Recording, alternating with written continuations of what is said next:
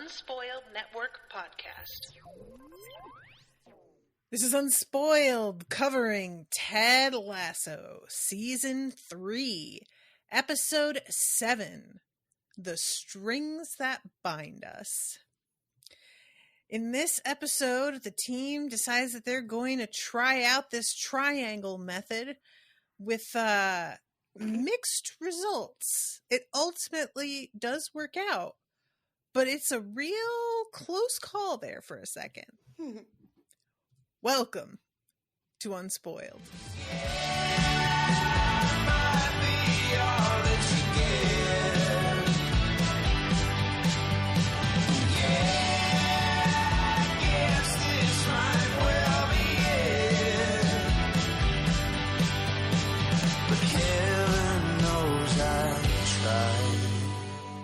Welcome to the show, everyone. I am Natasha.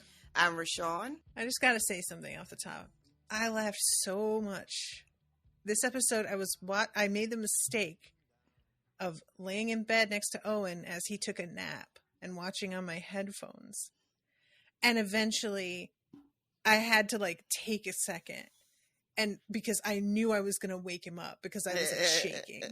I was laughing so hard. I think this episode has the most laugh out loud moments, and this season has been the most laugh out loud for me in a few different places. So I really, really liked this one a lot. This is a good one. This is a really good one for a lot of different reasons. But yeah, it's very, very funny. I know we'll get to it in more detail, but when fucking Roy's face when the string pops on Jamie, and he's so excited, and then when he finds out Jamie is okay, and then he's so disappointed, I fucking screamed. I laughed so goddamn hard. I can't wait to see that, because I wasn't watching Roy's face, and so this time oh my god, I can't wait for us to get there. I think I was squinching because the whole thing was so painful that I could hardly make myself look at the screen, even though I know it's fine. So I think I just was kind of oh, when we get and there, not seeing. There's a fantastic frame. It's Beard and Ted, and both of them are aghast at oh my god, I hope Jamie's okay. And Roy has this shit-eating grin. It's literally ear to ear. And then Danny looks down and goes, his penis is okay. And Roy and Beard are relieved, and Ted and Beard are relieved. And Roy's face goes from a giant grin to a scowl at the news that Jamie is actually okay. It is so fucking great. It's so good. It's so good. But we will start at the beginning. Yeah, we're watching all of the most picturesque businesses you've ever seen in your entire life open shop for the day. I love this whole sequence, and it makes me desperate to visit. We know Jamie got to go and see all this when her and Jason went on their vacation, and it is all as just lovely and beautiful as it looks, and I just want to live here. This is the town I want to create in my little murder mystery, is a place like this, and I finally decided I was I'll have her own a little tea shop. That'll be my main character's thing. And then I was no, I want my character to go to the tea shop. I don't want her working there. No, I'm making a character that can go to the tea shop. Fuck. Right. Don't give her a job. I mean, she's gonna have a job, but it's gonna be a real whipped creamy job. Exactly. Don't give her a fucking service job. She's got to show up and deal with customers and bullshit. That's no fun. But anyway, yeah. So we're opening, and we've got Jamie who is pulling Roy on a bike he's a husky, which you and I have talked extensively about this. You guys don't exact even know. Thing. We've been all looking at carts, looking at we had a whole thing. I now own a bicycle, but it's so hot I can't try this out. But I'm real excited to do it. Fall will be here before you know fall. Yep. I'm going to be training those boys to run next to me and maybe eventually pull me. If I can get them to get along, pull me side by side. And that way they can maybe handle all of my weight at once. And we've got Taste of Athens opening and Nate peering in the window, trying to see if Jade's there. She is literally standing where she always stands, Nate. You don't need to be... He's so awkward. I love this wave she gives him back, though. Mm-hmm. It's like... Well... It's taken us so long to get here. So where she, like, acknowledges his presence and is actually like, you know what? I'll give him a wave.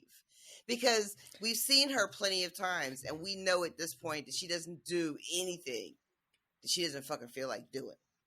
She's not just waving at people because it's part of her job. That's not how she approaches her position, you know. That is a thing that happens sometimes when you're front-facing customer service. You just wave at every fucking asshole that peeks in the window because, you know, hi, come spend money with us. Mm-hmm. That's not how she approaches her job. It's really weird that she's a hostess. It is so aspirational. Like, somebody was playing a prank when they put her in this role. Like, it's the only way I can explain it. Like, generally, you cannot be a Jade and be in this position, right? She's not, like, grasping enough. And what's worse is being the type you described before and working with a Jade. Because now not only do you have to do all the things, but you've got to defuse whatever low-level offenses they caused by the way they act with everybody along the way. Yep. And it's so draining, you guys. For people like me, and I think it's fair to include you in this, where we are sort of like people pleasers. And when I'm with someone who's not a people pleaser, I then overcompensate because I gotta make up for the shit they're not doing, and it just like is doubly taxing.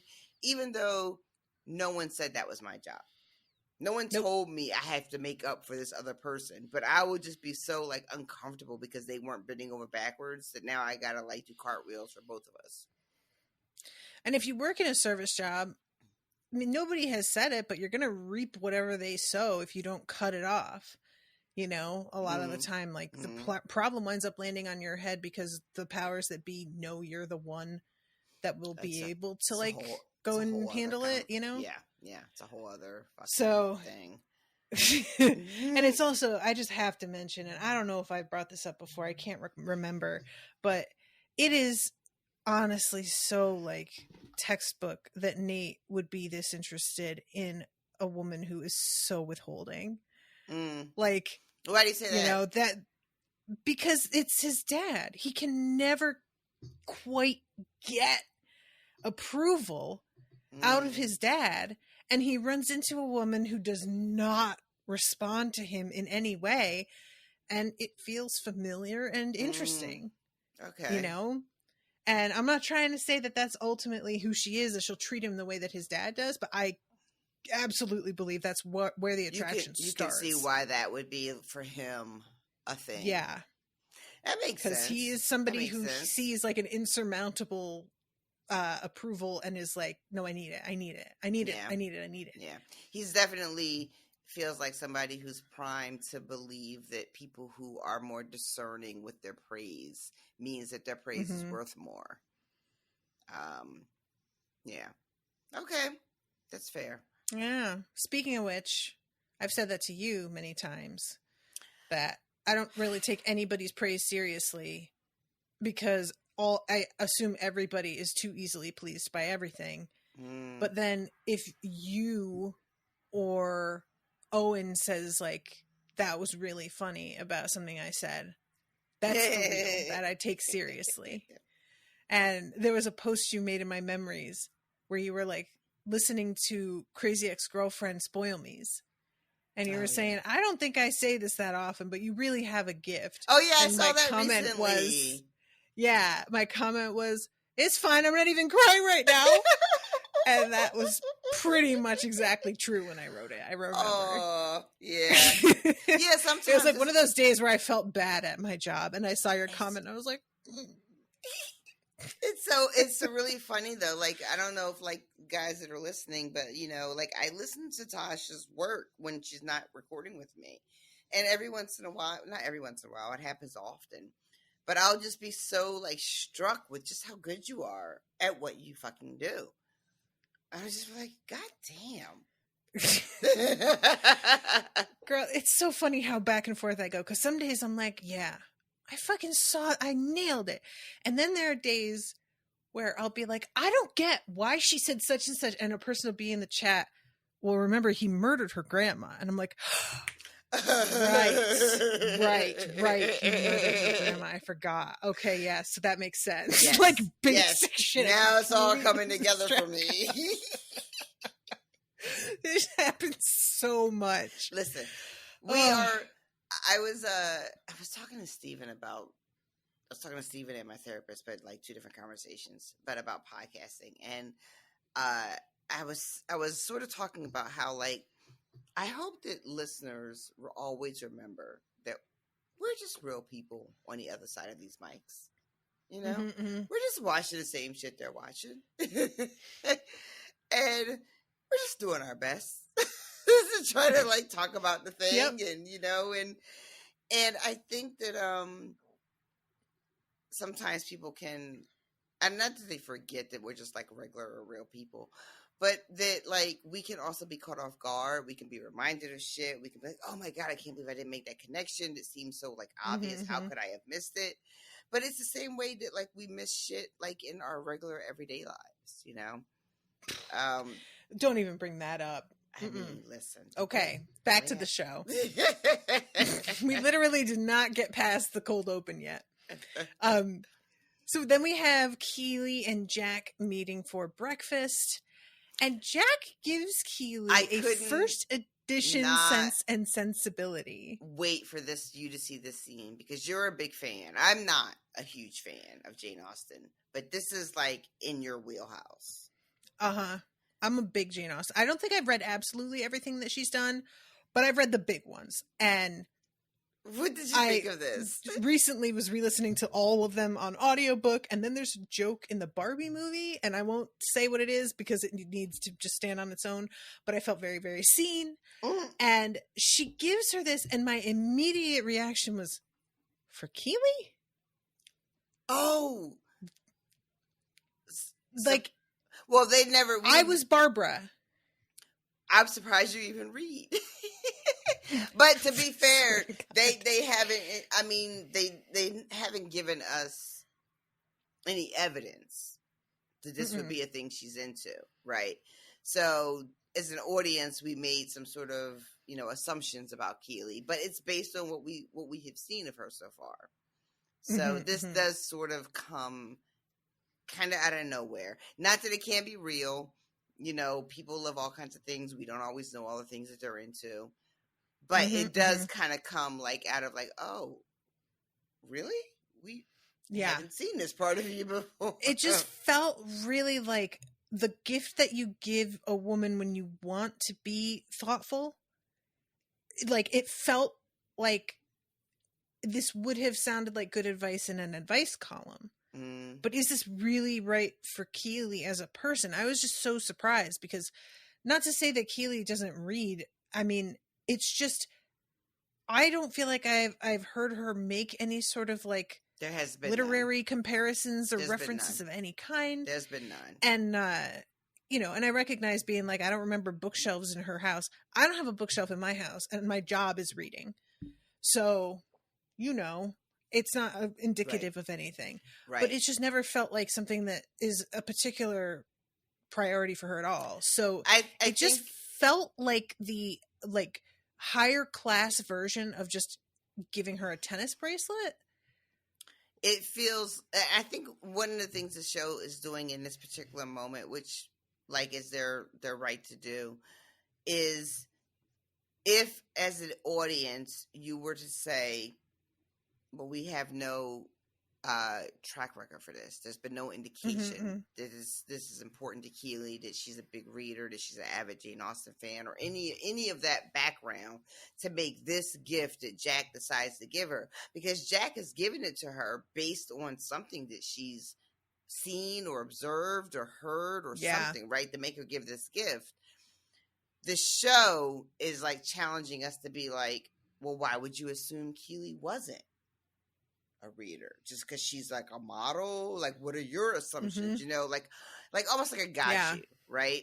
And I think it's like partly fair to challenge us on our assumptions, but I also think there's like the show is playing with us a little bit here because the show is aware that they haven't set up any sort of like groundwork for this moment. You know what I mean? Yeah, no, I think you're right. It just brings up an interesting conversation, and it's kind of borne out because she is like, "Oh my God, I love Sense and Sensibility, the movie." I like the movie. She specifically says herself. I like the movie better. I would hazard, based on the way she says that she didn't ever read the book because she doesn't say better. She just says the movie. Oh, I thought she said I don't better. think so. I'm going to go back to the moment where she opens it and see. Yeah. Okay, she takes the lid off. I don't think I have subtitles set, so you have to do it. Sense and Sensibility. Oh, I love this book. I like the movie more, though. You're right. Yeah. I lie. Because I thought she just said the movie and was like, you know. But, yeah, so this also, I would just like to say Pride and Prejudice reigns supreme for a reason. It deserves it. So, Sensibility is fine, but it's just not nearly as much fun. I don't think I've even ever read those at all. RoShawn, I know they're about rich white people. I get it. I think I read like one Jane Austen book in high school and never went back. The only one you need to read, in my opinion, is Pride and Prejudice. There's fun stuff in all of them, but that one is the one. Okay. She has got a cast of truly hilarious characters, and the comedy in the way that she writes is so, it sneaks up on you and the sentence is past and you're like, wait, oh my God. Really? And you realize like belatedly what they were saying, and it's just, I reread it recently and I'm going to read it God damn, based on your recommendation. I'm going to give it a shot. If you're wanting an audiobook, I can recommend the one that I've been listening to, this particular, because there's like a million of that in an audiobook, because I think it's public domain. I was going to say, I'm just going to find me a public domain, John, and get it for free. Okay. But yeah, it's, anyway, I don't need, she's got her flaws, don't get me wrong, but so, what do you think of? She's got her flaws. So, like, we were talking about Jack and Keely giving her this gift, and then it leads into a conversation with Rebecca a little bit later about love bombing. What are and Rebecca tells Keely, like, what it was like when she first started dating Rupert. And I love in this season, we're getting a lot more background about Rebecca and Rupert and how their relationship started. And because when the series started, we were at the end, right? And it was all like just how terrible Rupert was and what a shitty husband he was to her and all that jazz. And then we didn't get a lot of filler information. And then this season, they decided to fill in a lot of blanks. So we've had Rebecca talking about her relationship with Rupert much more than she did in the other two seasons. And in this episode, she sort of counsels / gently warns Keely to be on the lookout for love bombing, which is not a phenomenon or an expression that was in popular use when I was coming up. You know, when I was dating. God, isn't it a shame that we didn't even have language? Didn't have language. I'd never heard of this phenomenon. Like, never. By the time this became a thing that I learned about, I was already married for 15 years. So I guess I have two questions, and I don't want to like sideline us too much about personal experience, but when Rebecca is telling Keely, be mindful of this, what did you think about Jack? At that point, I was on the same track as Rebecca, because by the time Keely talks to her, she's gotten another big gift. I don't remember what it was, but it was one thing to do this. Go ahead. I was just going to say there was the flight to see the Aurora Borealis. She goes out with Rebecca for dinner, and then they find out that Jack has paid for dinner. It was before that, though, because don't she and Rebecca have this conversation about love bombing before they go out to dinner? They do. Like, because when they go to dinner, there was something between then and this book. that made me kind of worry about it. I know what it was. Jack announces to the office. Mm-hmm. Yeah. Mm-hmm. Yeah. That was the one. Jack, that moment, like, Keely saw as really hot and I saw as a red flag. It felt very performative. It felt very like, if you have any issues with this that you want to talk to us about, come and speak to me or her. You don't do that. You go to her and you're getting fired. Like, this felt very much like I'm pretending to be open door up front, but really I know you guys can't do absolutely anything to me. And so she tells what do I them give a shit? Also, come talk to us or come talk to Barbara, who like is obviously not approving of this already. Yeah. Barbara sees that book, finds out Jack gave it to her, and is already like, wow, okay, you're sleeping with your boss. Jesus Christ, you know. Look, I know that Barbara's like the bitch of the season, but I honestly do not see anything wrong with her. I love her. I just truly do. She's just saying all the things that are true that we just want to act like aren't true. And we talked about this earlier in the season. One of the things that this season has done is we have our core people that we love, our characters, our crew of people that we've grown to love over 2 seasons. And then this season has thrown in a couple of new people. You know, we had Shandy show up. We had Zava show up. We've got Jack showing up. We got Barbara showing up. And each outsider has a different sort of relationship with our crew of people, you know? And I think as viewers and people who love the first 2 seasons, we're very protective of the people we know. And we look at these outsiders like, well, what's your problem? Why are you coming in with this attitude? You know, you have these judgments, whatever. But if you are not part of the crew that we already know for the first 2 seasons, and you're just showing up in season 3, and you're looking at the dynamics of everything, and you have an idea or an observation or an opinion, and you're just like, what is this? Yeah. You know, when you're on the inside, it's very easy to be like, oh, well, you just don't know what we're doing here. You don't know what we built here, you know? But so Barbara seems very much kind of like raining on the parade all the time. Barbara is like the person that they bring into the script to like point out continuity errors and stuff. Yeah. Like normally what a TV show can just sort of get away with because we're a whimsical TV show. Yep. She's here to just be the leavening for all of that. Like, well, but if you stop and think about it, actually, this is fucked up. Like, yeah. Yeah.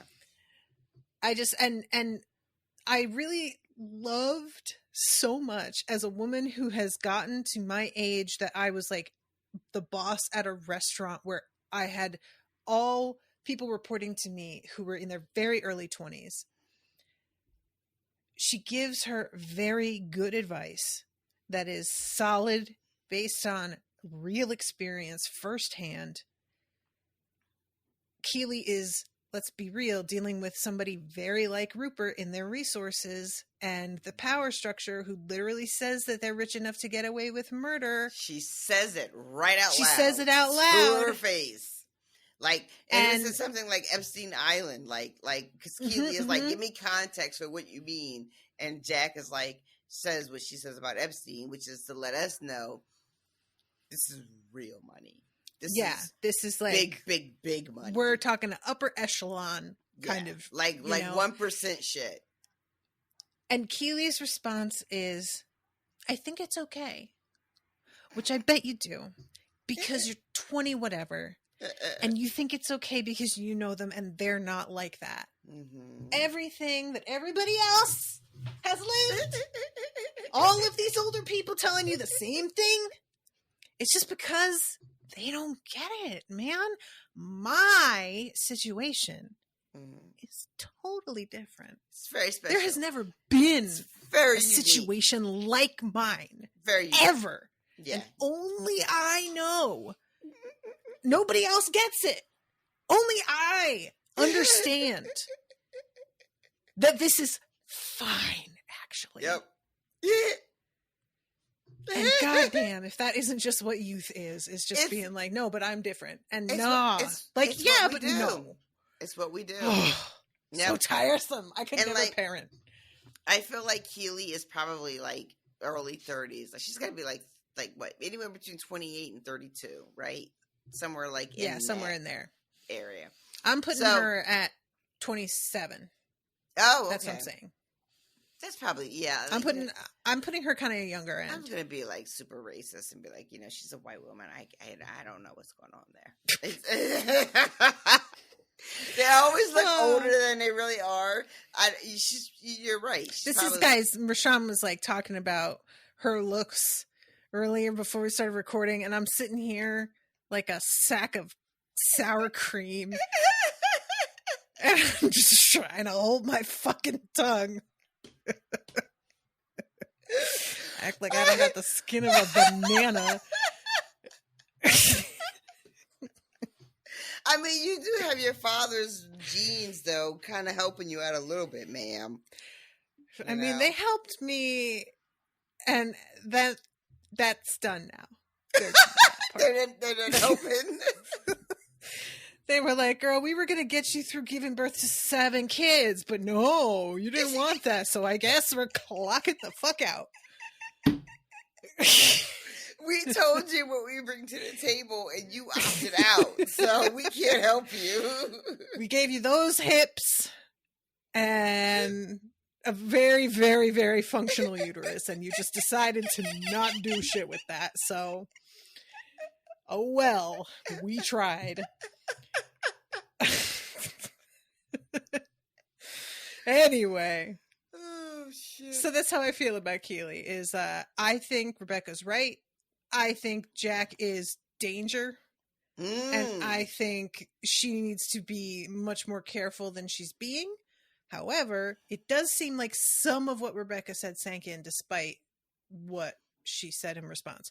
Right. So I'm hoping that it's like it's not too damaging. Yeah. You know? And I mean, and Jack is, she's like really cute. She's very, like that energy she's bringing. Like it's very easy to understand getting swept off your feet. Like I have never had somebody with those type of resources want to like be in my life. Mm-hmm. I mean, I should have tried harder. I probably could have got one. But, youth is wasted on the young and all that jazz. But, like in hindsight, I should have thrown my 20-year-old ass towards people who had, like, portfolios and, like, inheritances. The thing is, as much as I, like, wish I had in some ways, when you're that young, you don't understand how much that goes away. Yeah. Or how soon it starts to go away. So then you get so dependent on this that once it's gone, you have no sense of self. So, there's that danger also. It's a very tricky thing. It only works if we've gone through what we've gone through to this point and then get to rewind back into ourselves, which unfortunately and it doesn't work that way. God. If my brain could take over the body of my like 20-year-old self, I would be unstoppable. Oh God. And this is why there's all this stuff going around lately about like how young women have been when they were catcalled. And a woman in one of the comments said, oddly enough, all the catcalling stopped right around the time where I finally was starting to feel like I could handle it. Mm-hmm. And somebody was like, yeah.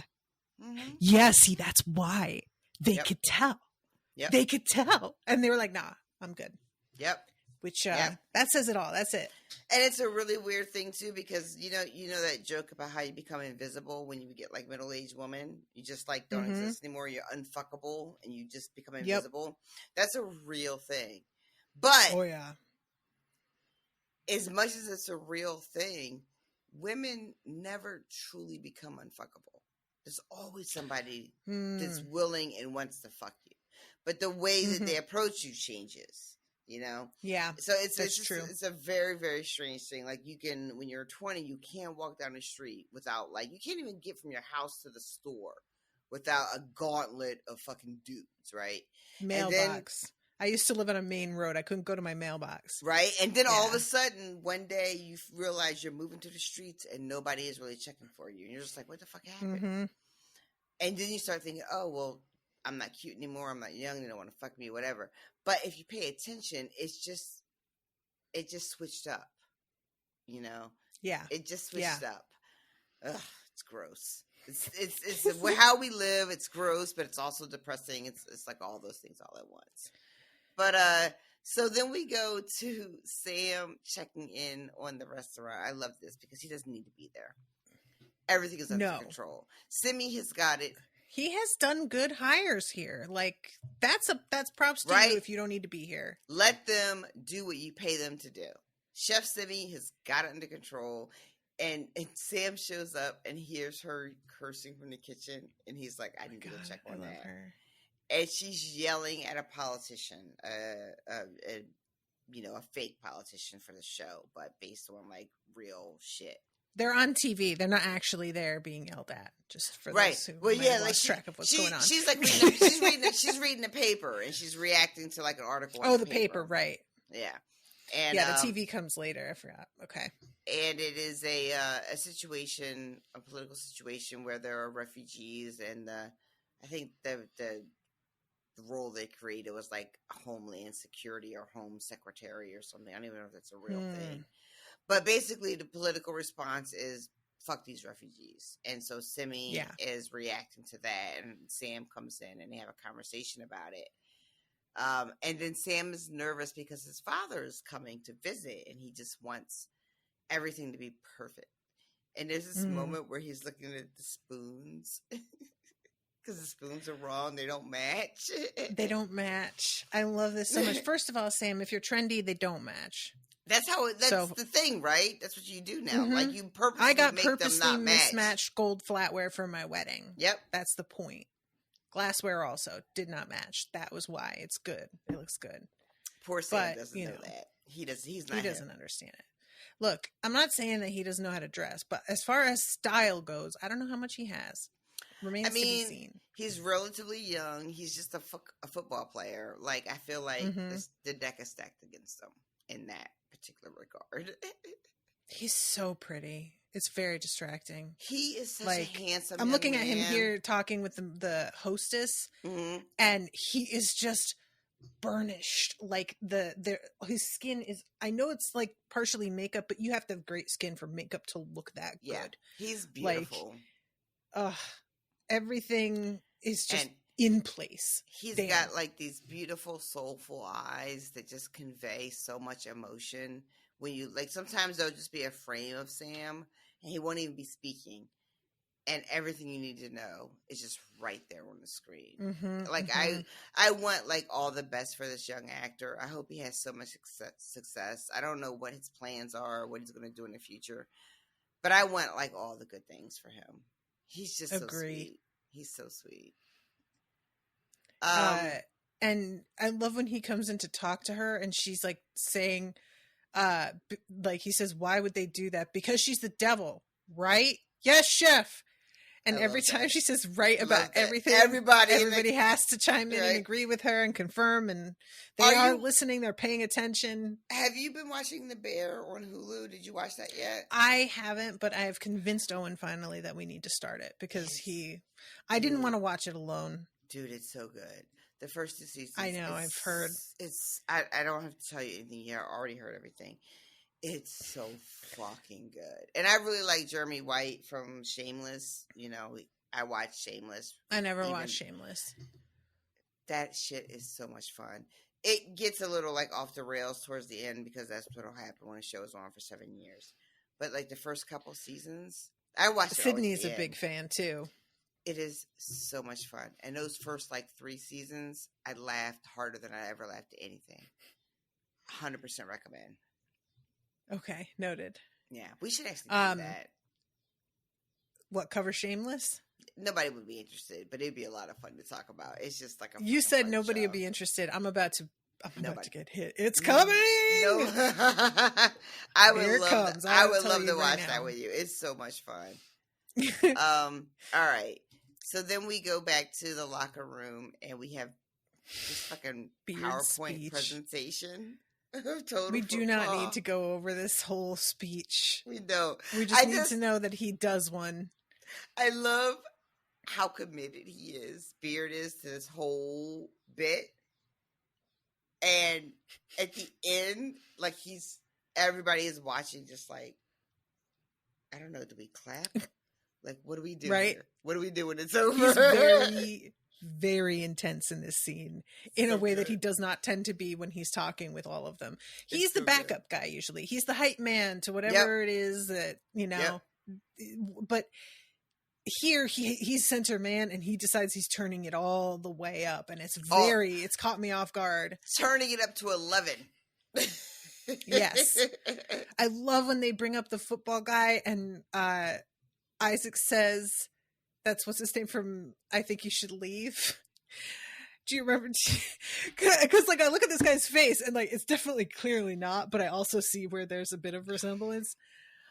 But yeah, so he explains to them where this came from, and they're all like, yeah, cool, sounds rad. And then he says, well, that's what we're doing for the rest of the season. And everybody's like, hold up. Wait. Like, what? We're doing what now? Wait. I was on board with your cool, like, that was fascinating. But I also think, no, it's theory. We already have a partially finished season. Right. We don't need to be doing this right now. It ends with like a clip of Jamie from the reality show, because Jamie had said earlier in the season too, Jamie had sort of floated the idea of total football earlier in the season when they were like in the sewers and talking about right. But it didn't really like congeal in a way, and they also had Sava, so it sort of But so this is sort of circling back to something Jamie had put up earlier. So when Beard ends it with Jamie, but it's the clip of Jamie from the reality show, and he yells out like, "I was robbed!" I love that. It's such a good moment because it's also reminding us of how Jamie has grown, right? That he can laugh at himself. Like his ego, I don't want to say it's not. What do you want? How do you say, like, if someone's ego is not taking like the lead, subdued, right? So it's sort of just like, oh, I can laugh at myself. Mm-hmm. Yeah, that was me. I was kind of a dick. Yeah, there was something I saw. A friend of mine commented somewhere recently about The Rock and the fact that he like did a few bits where he was a little bit what's the word I want? That's the one. And we let that trick us into thinking that he was like a real cool person. Sure, all he had to do was be like, oh, look at my stupid outfit. Am I right, guys? And then all of a sudden we were like, look at this dude. He's great. And then it turns out like he's not. He's not. And I don't, again, derail us, but he's a complicated figure. He was one of the first big like stars that did publicly donate a bunch of money because that they have the strike going on, right? So he donated like a bunch of money to the strike fund, and now other people have come out and donated, but like other big A-list stars have come out. But I can't fuck with him. There's something. I get it. Yeah. I have my hackles up around him myself. Yeah. He's like John Cena any day.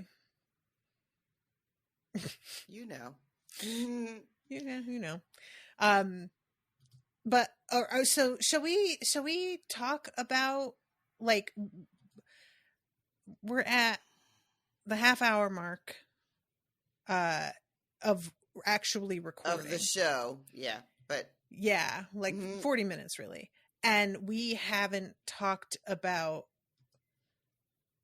the first 10 full minutes, except for we've talked about like Keely's relationship, and that's the only thing that we've really zeroed in on.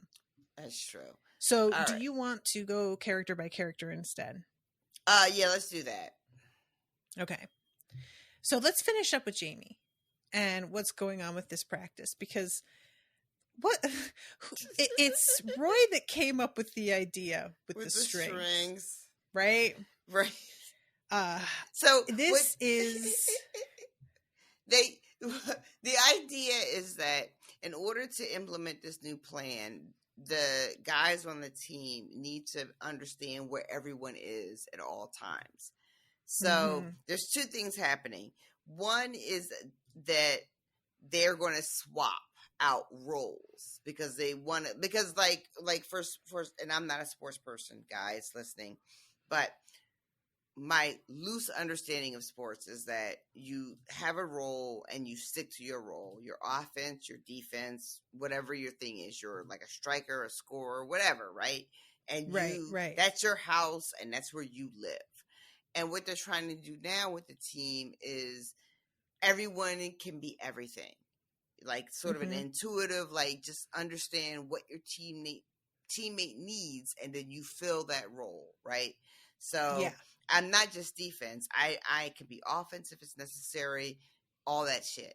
And so they decide that they're going to do two things. They're going to do the swap-a-roo, which is hand everybody these little note cards and say, you're going to be this other person, which gives us a fantastic moment of Isaac and Danny swapping and doing the voices of each other. And then Ted being like, you don't have to do the voices, and everybody getting super sad. And Ted be like, all right, you can do the voices. And then they all get really happy. You can if you want. Fucking Isaac does an adios mios kind of cross for Danny, and Danny does something like bruv or something. And he just curses like incoherently, right? And that's Isaac. It's so good. But then they like tie these red. They also have Will the Kid Man being Beard. Yeah, he's in literal costume. This is so amazing. He's got like the fucking beard painted on his face. He does the let's go scream, and then we have Beard in the background trying to be the Kid Man and like, you know, manage the bottles and the drinks and all that. It's so good. It's so good.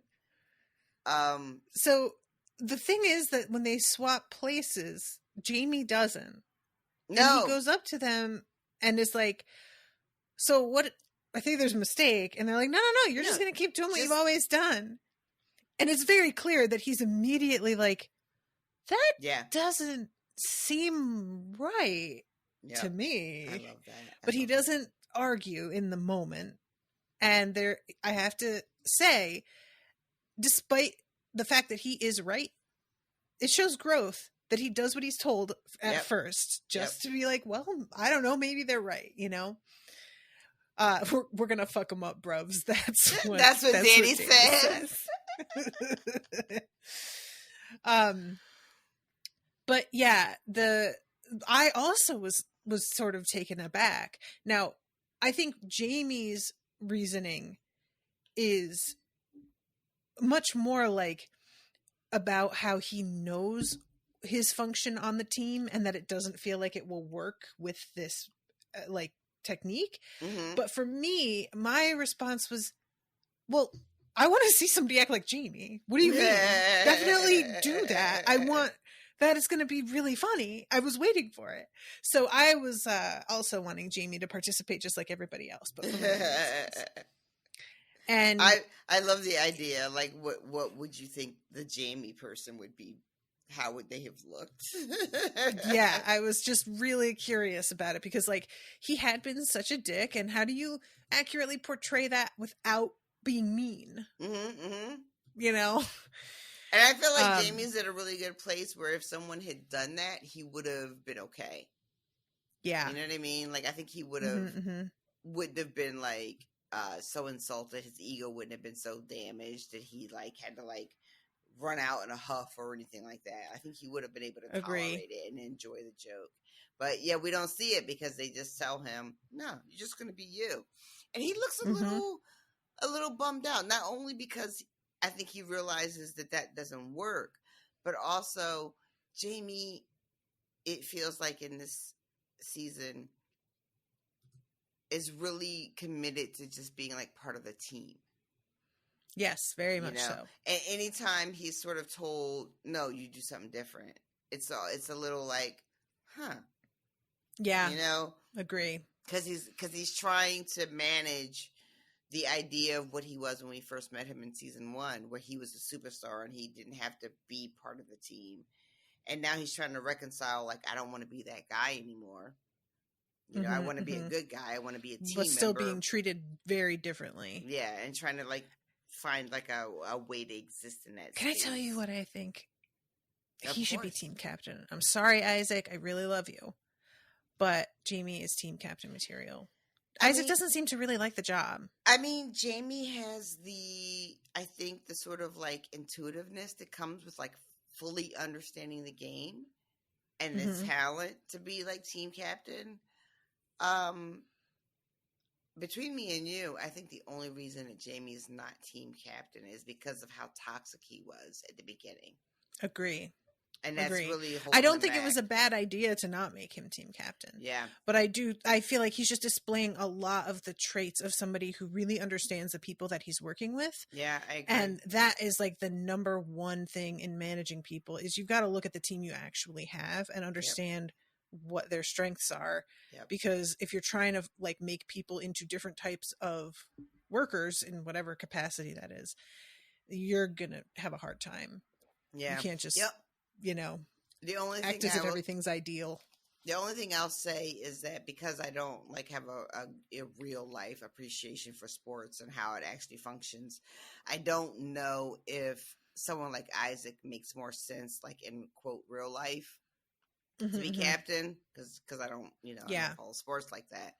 But I agree with you. It feels like if it wasn't for Jamie being so shitty as a person and as a team member in the first season, there's no reason why he shouldn't be captain now. But again, like, maybe people Isaac was there first, and I'm not begrudging him the job. It just doesn't seem like he really likes it that much. He does, he never complains about it.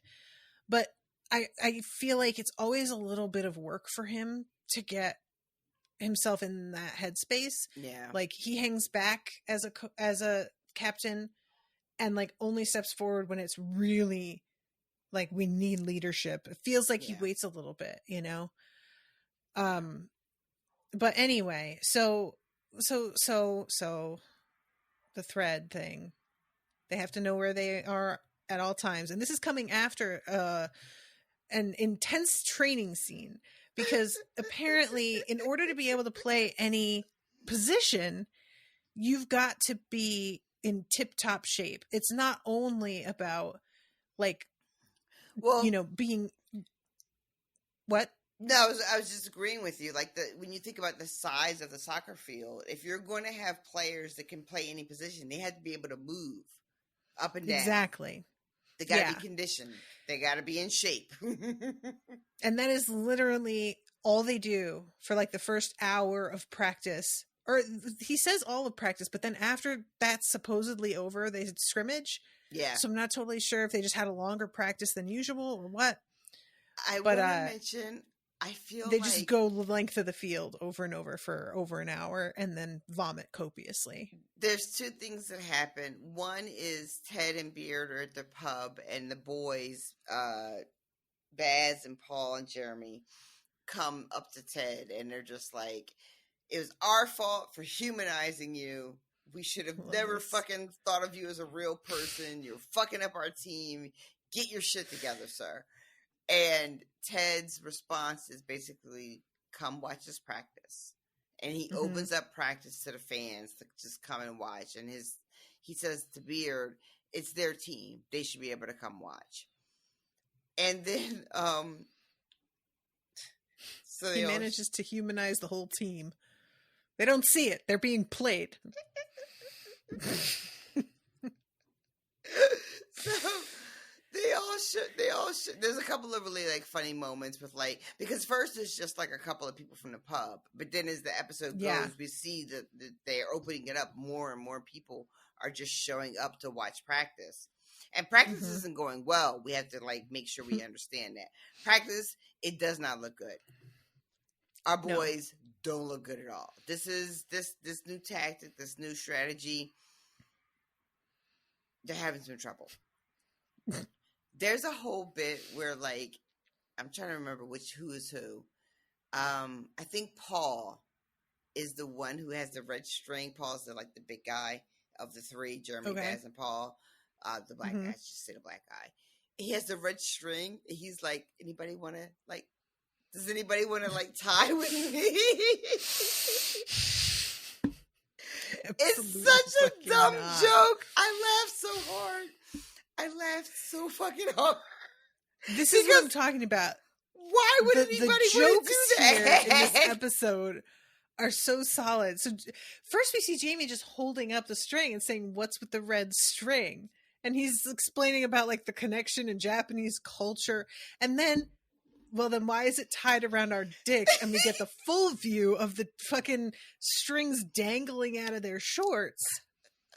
And this is Roy's idea, but I'm pretty sure the thought behind it is that it's nearly impossible not to be fully aware of what your teammate's doing when y'all got a rope tied around your ding dong. Am I right about that, Roy? Yeah, something like that. There's a throwaway. That's not what it was. Roy just thought it would be funny to have them tie a string around their dicks. At the end of the episode, Roy is like, next week, we're going to tie all of them to one dick.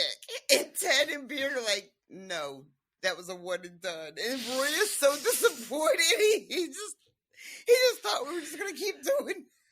We were just going to keep upping the stakes. Like this is the Hunger Games. Yeah.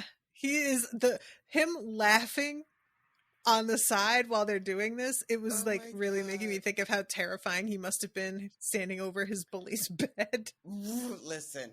His laughing is very unnerving. I'm telling you, that fucking freeze frame. This physical comedy. Ow.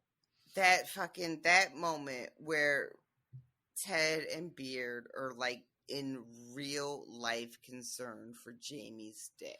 Like they think that shit has been yanked off. Yeah. And Roy, I'm about to get there. Grin is all like it's up to his temples. His smile is in his fucking temples. It's so good. Give him a little space, Danny. Sorry, Coach. I am too scared. He's like on his back, like. Oh my god.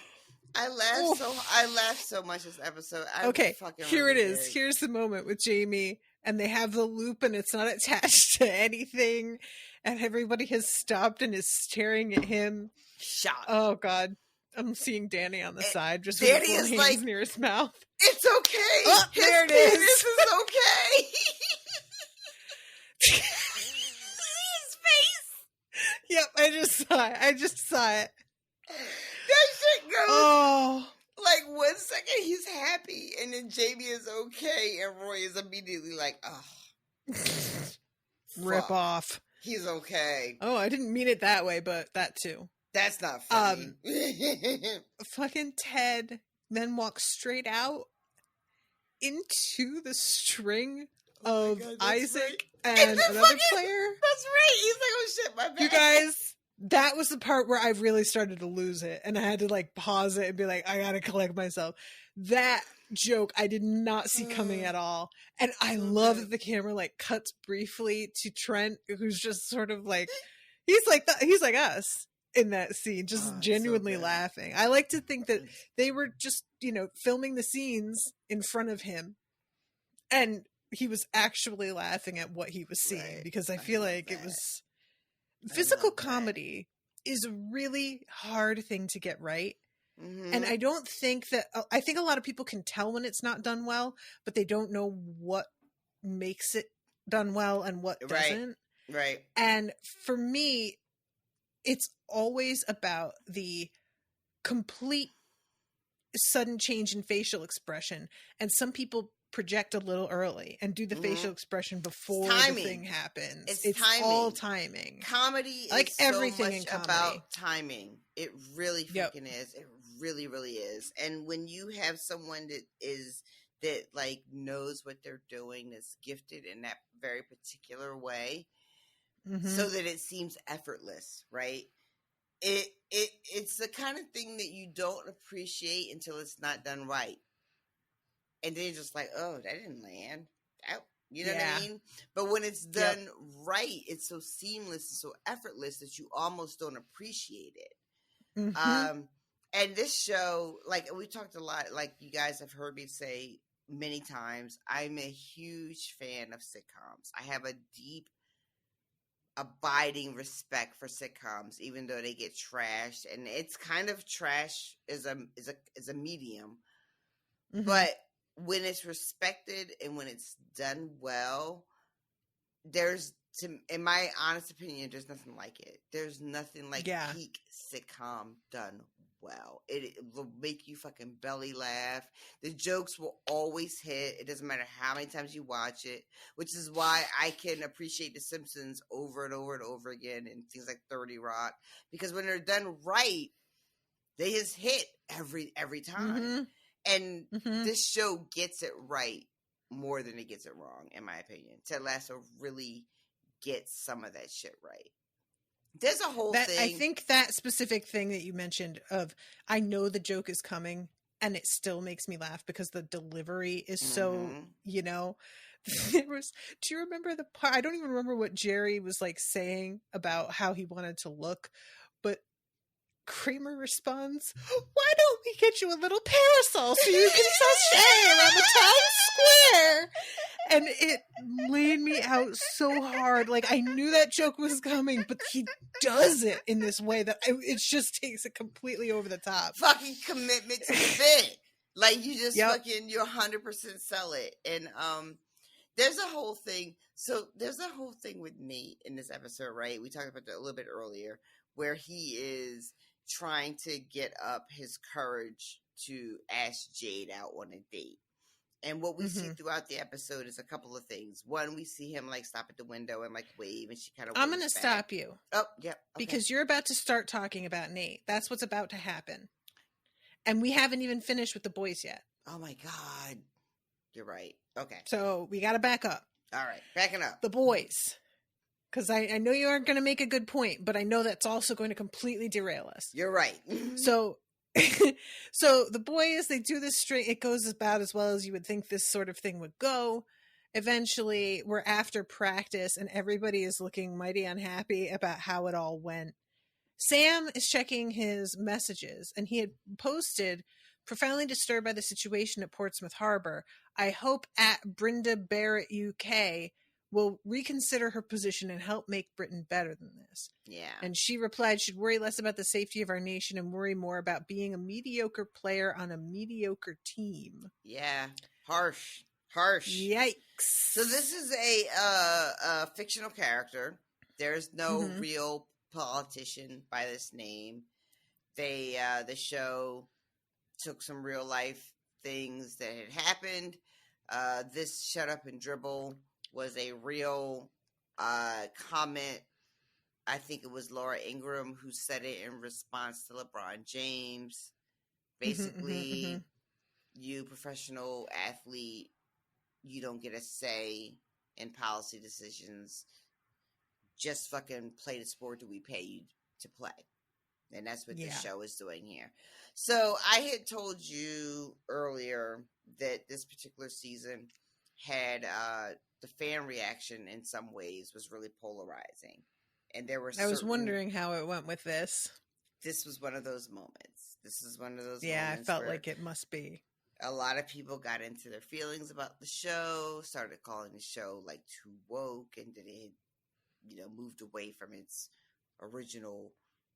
I don't know what show they were watching. Genuinely, like, what show were you watching? I don't know. It wasn't this. I don't know what to tell you, kiddo. So surprised. A lot of people who claimed to have been watching from season 1 thought that this was too far. And the show, and coupled with also we have Keely in this queer relationship, right? So it was at this point. Do they remember the whole thing in the episode where he took a political stand and changed the entire direction of the okay. Nope. Yeah. Nope. Yeah. Because when that happened with Sam and Dubai Air plot line, right? We never spent any time identifying the bad guys. Dubai Air existed off screen. They weren't anyone, right? They were just like a nebulous sort of bad guy off script. Corpo, right? Yeah, 80s movie bad guy. Exactly. Popped collar, whatever else. This episode, again, keep it in mind, Akela's relationship with Jack is also moving forward. a lot of people felt like the show was just getting really preachy, was too woke. There were so many posts about the wokeness of the show that I had to snooze the group. I couldn't take it anymore. Couldn't take it. And the group that I was a part of, the person who runs the group, who seems like a very nice gentleman, I learned after being a part of the group for several years that guy is a libertarian. It just happened to be, it was like a random Facebook dude who thought he would have a group for Ted Lasso, and it just exploded. And it just took on a total life of its own. It ended up being like 150,000 people in the group, but he had no intention. You know what I mean? And it just so happens that, so like one of the other things that comes up in the group all the time is, remember in the episode 2 with Dr. Sharon, when Ted tells Dr. Sharon that he likes, I think it's the Fountainhead, but then says, but not for the reason you like. When they're like, he's doing like his fast, like, right? Yeah, he's like, my favorite book is Fountainhead, but not for the reasons you would think. So that comes up in the group all the time, and people feel like a way about it because it's Ayn Rand or whatever. And the guy who runs the group will get like really, really like in his feelings about it. And he'll always show up on those Ayn Rand posts because people are always like, oh, she's trash, she's terrible. And he's like, you never read the books. You don't know anything about her. So Ted Lasso's too woke for me. This episode triggered lots of people. And it was really unfortunate because this episode, while that is like what's happening in the background, I don't even think that's important. I think what's important is Sam's dad shows up in this episode. Yeah. We meet Sam's dad and we get to see them together finally, taking up space on the screen. And it was everything I wanted the relationship to be. Like, I was so satisfied by Sam's dad showing up. Agree. And also, it's what's his name? From Karth. Oh, is it the same actor? Zeros and Doxos, I think. I didn't recognize him at all. And he needs to narrate like every audiobook. He has such an amazing voice. He is just so calming. He is also do you watch Sweet Tooth? He's the big man on Sweet Tooth as well, which I really enjoy. I don't know if it's good, but I really enjoy it from Netflix. I know what you mean. Yeah. And then he pops up here as Sam's dad. And it was everything I wanted them to be together. When Sam runs into his arms, because Sam shows up in the locker room, and he's like, he's angry Sam. Jamie being right there, because Jamie could never turn around while crying to his father and be safe. You know, and it's just such a marked difference in the way that they know it's okay. So good. And one knows it would never be okay. It's so good. It's really something. I love it so much. And really saddening. Sam comes into the locker room after having seen his restaurant has been like hate crimed and damaged and vandalized. And he shows up in the locker room. He like bumps into Isaac and like, you know, out of the way. And everybody's like, what the fuck's wrong with you? And Sam just explodes. The world is filled with shitty people who do shitty things. And then you just hear this voice, Samuel, you know, because he's being vulgar. He's cursing. He's, you know, and he says, the world is full of evil people who do shitty things, but I can't deal with that because I have to kick a little ball around. And which those same people love me for. Yep. Until I fuck up or I miss a penalty or I decide to fight back. And then they're just going to want to ship me back to wherever I fucking came from. I fucking like almost tears this scene. First time I watched it. It was so emotional. I was surprised at how impactful it was. I didn't think it hit me, but it really, really did.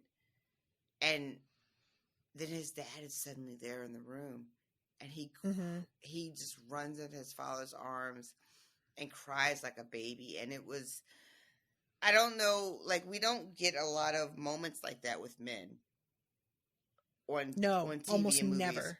And we don't get a lot of moments, even less moments with black men like that on TV. Mm-hmm. That kind of vulnerability, that kind of being consoled and comforted by someone else.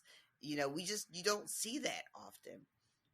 Yeah. I was blown away by this moment. And everything after, once Ola shows up in this episode, every scene he's in, he's just, there's something about his presence that, I don't know. He's just calming.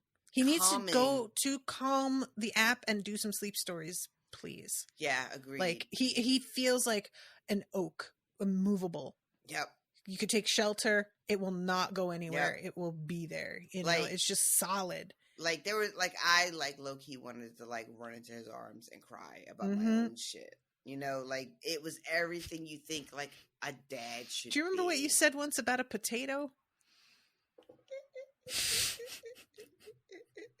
A potato can carry a heavy load. It has the broad shoulders that we wish every man had. Something like that. That's the thing.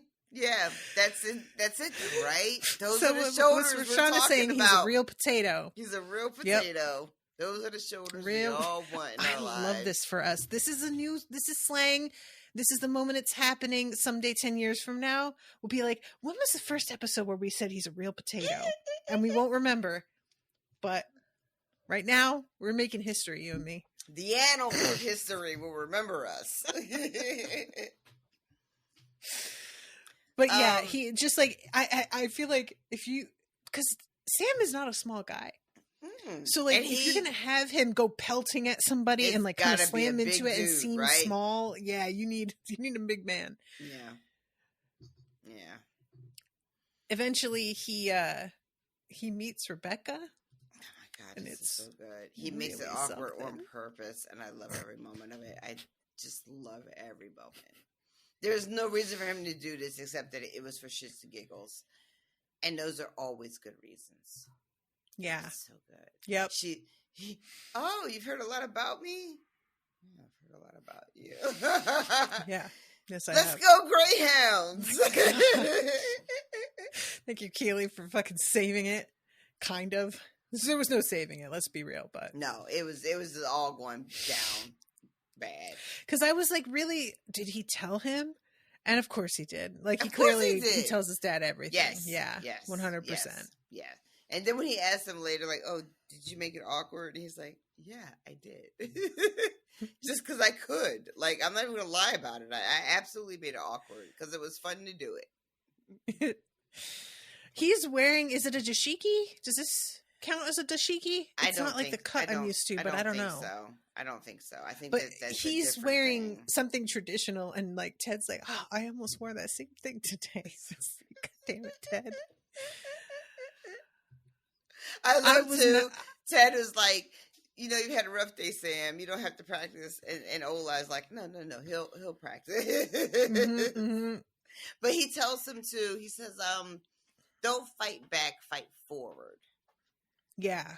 Because Sam is like feeling like he might not open a restaurant again. Like, why is it all worth it? And it's one of those like really hokey, corny things you just sort of say, and you don't think it will resonate.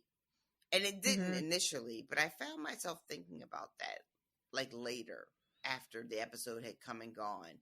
The idea of like, you don't fight back, you fight forward. And I don't know. It's actually really nice because fight back just implies reacting. And fighting forward is more like I'm leaving you behind. Yeah. You're not a factor. This is not part of the future that I'm interested in, which is, I like it. Yeah, I did hard too. To do. I really did. It's really hard. Because when he shoots back at her, I'd rather be a mediocre player than a world-class bigot. I was like, ooh. Right? Oh. Spicy. Yummy. Give me some of that. So, fighting back feels good sometimes. I mean, it's our worst impulse sometimes. I mean, sometimes you gotta do it, though. Oh, yeah. Like, I'm saying sometimes it's our worst impulse. Take note, I did not say fighting back is a bad impulse, just to be clear. But sometimes when you're fighting back, just check that there's a fight happening at all first. So then we go to game day. And you guys, this bitch is so hard to watch. Jamie's wide open out here, getting where he needs to be. They're completely fucking ignoring him. They are literally running into one another, It's bad. which is just like, kiddos, I don't know. This is something that's hard for me to relate to because I know that it's probably the movement across the field that you make when you play a certain position professionally is muscle memory. Mm-hmm. So likely they're just going where they go. But it's so Right. hard for me to imagine. It's a wide open field, and soccer fields are like big, Huge. and you just don't see them right there. But they probably are used to running without looking because they're so, right. you know what I'm saying? And I really appreciate it too that with the show didn't do that thing where it's like miraculously it all comes together immediately. Like we get to see the growing pains. As much as we want our guys to succeed, I think if this had all come together like magic and they were successful right off the bat, it would kind of be like, oh, really? Yeah. You just all got this together. Because when Ted is talking in training, there's a bit where Roy is like, we're going to work on this a couple months and then we'll roll it out. Yeah. And Ted is like, oh, yeah, no, we're doing it next game. And everybody is like, are you fucking crazy? It's not going to work the next game. So I was really glad to see, even though it was painful, how bad it was. Because this isn't going to just work right away, you know? Yeah. Yeah, and I think it's just a good reminder for me as somebody who isn't used to sports, again, how much it takes to reprogram the way you've always done something. Yep. And because they've I been kind doing of this. I don't fully get sports. Like, I'm not trying to be cute about it. I I don't really fully get sports. I don't like the idea that anybody ever makes like charts and says you go here, you go here. It's the sort of thing that I'm like, all right, I'm willing to believe this happens because you say it does and it's depicted so often, I assume it does. But the idea that you're on a field and a ball is going where it's going to go, and you aren't just going to the ball, all of you just going to it because that's the ball and that's what you need, and you plan out your little thing, I don't buy it. Remember, like an episode or two ago when Roy and Weir were talking about strategy, and they were talking about how we're going to play, like, I think it was like 4-on-2 or whatever the fuck it was. And Roy says, get closer a little bit.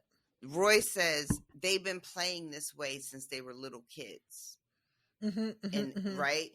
And I think that's super important because that's part of the thing. Like, it, from what I hear, not me personally, if you play sports, like, you get into like the routine of how it works, and that doesn't really change. Like, as you get older and you progress and you get more and more like skilled, and you know, it might get refined, but the basic sort of like what it is you're doing doesn't change. You've been just playing it since you were 8, you know? And so I love that we had that moment earlier in the season where Roy talking about how these fuckers have been playing this game this way since they were middle school. And then you fast forward to them trying to implement this entirely new way of playing.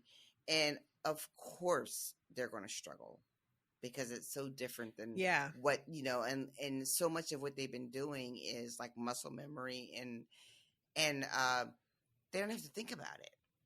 They don't have to put any effort into it. They just do it because they've been doing it. So if the show had them be wildly successful with this new strategy on day one, as much as I would have hated it, I would have been like, oh, that's not believable. And I don't want to do that. I don't want to be that kind of person watching the show. You know, I don't want to be that guy. So I'm glad they didn't make me that guy. Yeah, and that's the same as I felt at the end of season 1 when they don't win. Because I was sort of like, it's been only a season, you know, like, nah. Exactly. I want to take a stop off at May's because she's having some trouble at the pub. Sorry. When they're losing. Nobody wants to be in there. Nobody wants to share their sadness with everybody.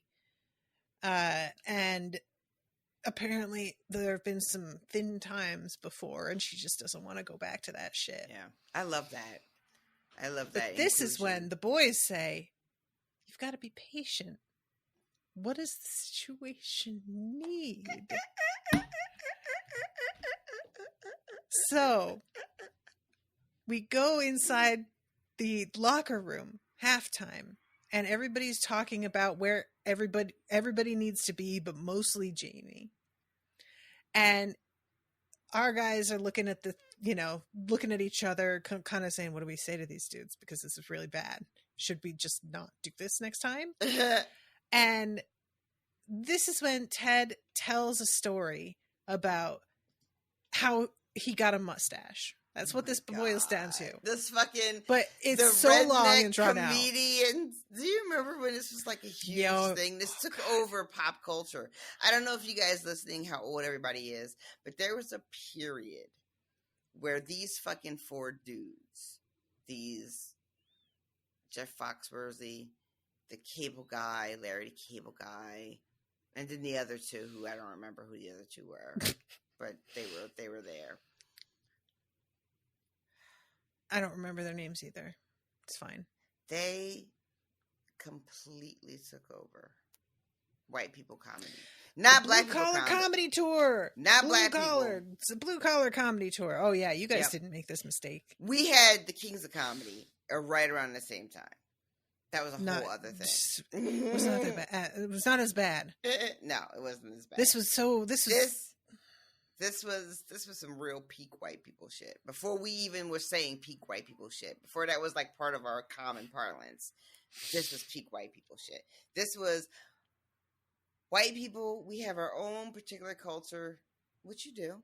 It's fine. And we're going to go on the road with it. And it is like, what's that song that everybody's talking about on the internet that I don't want to be bothered with? Like, try it in a small town. Oh, that thing. Yeah. Mm-hmm. Yeah, it was basically that, but comedy. It was that, but comedy. You guys.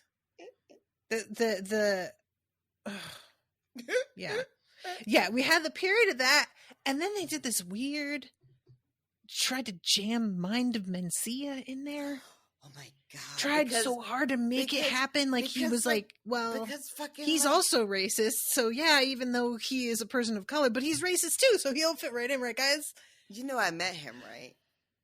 No, what? Why? Because he came and stayed. I was working in hospitality in the 2000s. I worked at a hotel. He was so awful. He showed up. He stayed at my hotel.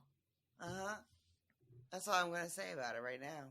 While we're all on the phone. But yeah, stayed at my hotel. I just spat. I met a lot of the fucking 2000 comics as they were like on their tours because I was working in hospitality and they would come through North Carolina where I lived and they would stay at my hotels while they were performing. That's so weird. Mm-hmm. Yeah, well, he sucked. He did suck. What's the guy who does all the fucking puppets? Fucking you know that guy? I know exactly. Oh my god, Owen's aunt and uncle, who I otherwise really like, they love that. Like shit, brought this guy up and really like it, right? And I was just like, I. It's so hard when it's his family. If it's my family, I know what I would say. But when it's his family, I don't know how he wants me to play it. And it was like everything I could do to not be like, are you kidding? Yep. I can't think of his name, but I know exactly who you're talking about. I just made a joke about him the other day. Somebody asked me how I was doing, and I said I feel like shit on a stick, which is a joke from his routine. I feel like poop on a stick. One of his puppets has a whole thing about feeling like shit on a stick. But you got to get in closer. You keep leaning back and dropping your voice, and I just lose you almost entirely. All right, let's get back into this episode. All right, where are we at? So he tells them that basically I had a beard once, and then I made a mustache instead, and that was the thing I needed to have, but it was hiding in the beard, so it was hard to see. So like this is what the game is like, where probably if we just shave some of it off, it'll be okay. And this is when Jamie's like, look, can I say something? I don't know how to say this without being an asshole, but the thing is, all of you are doing it wrong and I'm doing it right. I love this. And they all get very upset. And he's like, look, the whole thing is supposed to be how flexible it is. If I'm still doing the same thing I was, but none of you are any longer doing the thing you were, it doesn't how work. am I supposed to fucking function? That doesn't make any sense. I love it. Which he is totally correct. I love when he says I don't know how to be an ass and they all give him the finger. Jamie being totally correct and having like a correct assessment of the situation. when we remember who he was when we first met him. Yeah. This is character growth. This is development. This is what you want. Yeah, to telling see. Jamie of last season, just be doing Jamie, just keep scoring goals. Very different reaction for a season Jamie gets told that. He doesn't need to be told that, first of all, but I love it. But yeah, now he's out here, and this is when Danny says, there it is, number 4, sacrifice, because there's like supposedly a 4-point. I wanted to talk about Ted this was too. trying to make, and they don't know what the 4th point, and Trent comes in and is like, "What's number 4?" And they have this like round thing. He thinks happening. it's like, Ted's just saving it until the team's ready to hear it. And Right? Ted's like, I don't know. I don't know. And Trent's like, "Is it God?" And everybody's like, "No, I'm an atheist." And Roy's like, "I fucking hope it's not God."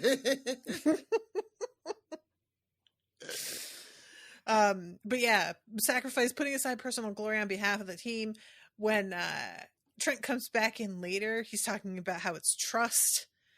And still everybody's like, no, that's not it. That's not it. They're very supportive of the interpretation, but no, that's not it. So they go out there and they don't like win the game, but they do manage to make a goal. And they're kind of getting shit back together a little bit. And it's really, I don't even know anything about soccer, and watching them pass here and how they like get around everybody. Even I was like, oh my God, that was beautiful. They like, might be on to something. One of the like kick behind as he's running toward the goal. And it's a real like, I remember being trained how to do those kick behinds, but I never actually did it in the game. I did it for the exercise that we had to do in training. But when it came into putting that stuff into practice, I was no good. It's lovely to see it done correctly. I wanted to mention is I feel like, and this is one of the, I don't know if you call it not fan service, but like when the writers acknowledge something the fans have pointed out and then they insert it. There's a joke in this episode about Roy saying whistle, and there's 2 jokes. Yes. Right. So one is Paul in the stands being like, professional footballers just like us, when they ask like, he's allergic to metal. But then Roy, Ted saying to Roy, we can just get you a plastic one, right? That to me feels very much like something that they heard from the fans when this joke first showed up in season 2, when it's like, okay, well, Roy's allergic to metal, so get him a fucking plastic whistle. What are you doing here?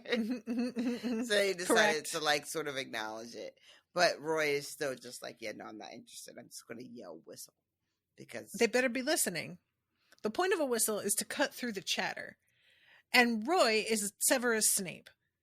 They are simply not going to be speaking. He absolutely is a Snape. Yeah. A little bit. Not like he needed a shitty way. Snape was shitty. Roy is shitty in his own way. But you're right. I really like that. He's going to get their attention. It doesn't matter. He's the kind of person that if he's going to yell, people are going to be like, oh, wait, Roy's yelling. Better stop and listen. I guess if we want to be nicer, we could say that he is a Minerva McGonagall, because she also, I think in the text it said she had the gift of keeping a class quiet without effort, something like that. Or maybe that was Snape she said about. But I think it's her. I think you're right. It's McGonagall. And I think it's a very generous characterization for it. It's her strictness comes from a place of genuinely wanting to do what's best for the children. And that's not where Roy comes from. We saw that, how the glee on his face when he thought that Jamie lost his penis. So yeah, he's not about what's best for the team. Like he wants what's best for the team, like scoring wise, but not individual wise.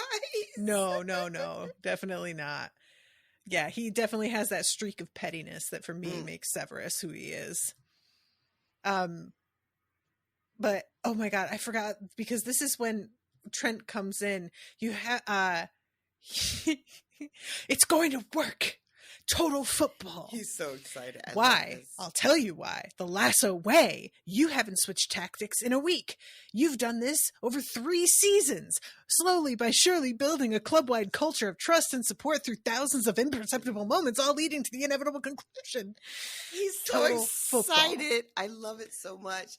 It's such gonna work. it's such a like buy-in, right? Like not the Trent, like Trent's an outsider, right? He's an observer of all this. But his realization that he is buying into this entire idea in such a way that like clicks in his brain that makes sense is so satisfying. I don't know why. Like, I didn't realize I wanted Trent to really buy in until I saw him buy in. And then I was like, oh, shit, I really wanted that. It's just something about it is because I think when Trent's first introduced, we respect his opinion and his take on the game. Like, we just understand that he knows what he's talking about. Yeah. And so I didn't realize I was wanting him to, like, buy in until he does. And then when it happens, I was like, oh my God, yay, Trent gets it now. You know, without realizing I was waiting for him to like fully embrace like holistically everything that they were trying to do. So it was super satisfying for me. I don't know how it hit for you, but I was no, I get it's funny because like it feels like what you're talking about is a little bit more about the game and believing that they can win the game and knowing how that's played. For me, the like wanting him to buy in was more about he represents somebody who is so aloof and in a way very cynical at the start of the show, and getting to see him won over to the point that he's giddy with excitement over the prospect of what could happen. Yes. Is lovely, like liberation of a character who was like, it wasn't that he was wound so tight that his judgment was totally off. It was that he wasn't letting himself like let his guard down at all. Right. Agreed. And I think a lot of it's probably working for himself. You know, like that changes a lot of your vibe. But... Absolutely, because he's not beholden to like the paper that he was working for. So now he's just like, what feels right for me? What what resonates for me? What do I believe in? What's moving me personally as a writer, as opposed to like a reporter for a particular paper? I think that a lot of us who tend to intellectualize our feelings can see ourselves in him. Yeah. Because even though you're worried he might write a hit piece on Ted, he is like, I can't help but root for the guy. And that's like where he comes down on it ultimately, which is how we're all feeling as we watch this unfold. Yeah. And yet, as much as he's like, I can't help but root for the guy, there's still that, even though I know he's going to ultimately fail, coming right after it. And I think a lot of us who intellectualize our emotions have such a hard time letting ourselves enjoy things. Yeah. Because we know everything ends. Yeah. You can't just go on having, it just doesn't happen. That's not how it works. Yep. And there's a temptation to be like, if I just don't let myself get totally happy, once this is over, it won't hurt. It won't hurt so much. So there's something really satisfying about Trent giving in to the sort of excitement and the belief that this could be a thing. Because once he does that, he's setting himself up for the failure and the pain of if it doesn't. Like he's like one of us now. He's like in, you know what I mean? There's no sort of like couching like, well, if it fails, I can retreat to this space where I never thought it was going to be anything anyway. Yeah. So I'm unaffected, you know? There's something that's just very much almost, again, like an audience self-insert. Just sort of like, we were definitely wanting to, like, be all in and just waiting for it to happen, you know? Yeah. And when Trent comes in like a little kid, like giddy, genuinely, like he seems like he's had too much candy at somebody's birthday party. There's this fucking joke with Ola and Ted, I think it is, talking about going to get some like American candy because it's got the high fructose sugar in it. Yep.